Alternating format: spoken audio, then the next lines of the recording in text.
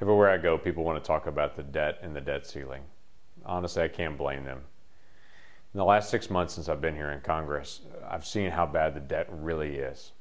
Our gross domestic product, what's called the GDP, is about $14 trillion. Well, guess what? So is our national debt.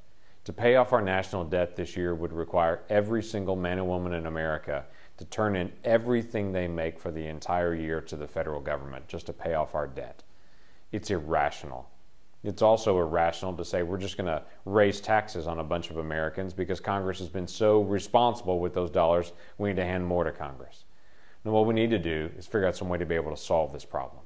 Now, the big issue is if we begin to set caps and cut back on spending, that's only as good as this current Congress. 2 years from now, the next Congress could revoke all those and we'll be right back down the deficit path again. So what do?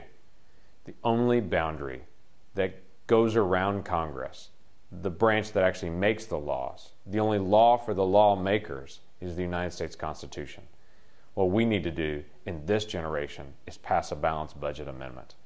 Now, in 1996, we almost did pass a balanced budget amendment, and there have been many tries before, but that last time in 1996, it passed with broad bipartisan support in the House, went to the Senate, and then failed by one vote.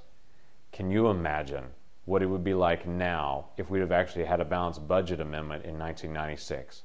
Even if it took us 10 years to get to a balance at that point, by 2006, we would have been in balance before the financial collapse that we experienced in 2008. Listen, this is a moment that we should be making history.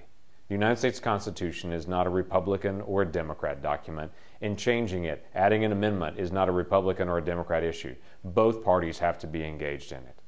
So my encouragement is for people of both parties to be able to engage in the conversation about how do we balance our budget permanently, and to change the United States Constitution and to be able to set the precedent for the generations to come. We've raised the debt ceiling more than 70 times over the last 40 years. That doesn't solve the problem. This is a moment to solve the problem, and I'm looking forward to the days to come that we actually get to work on balancing our budget.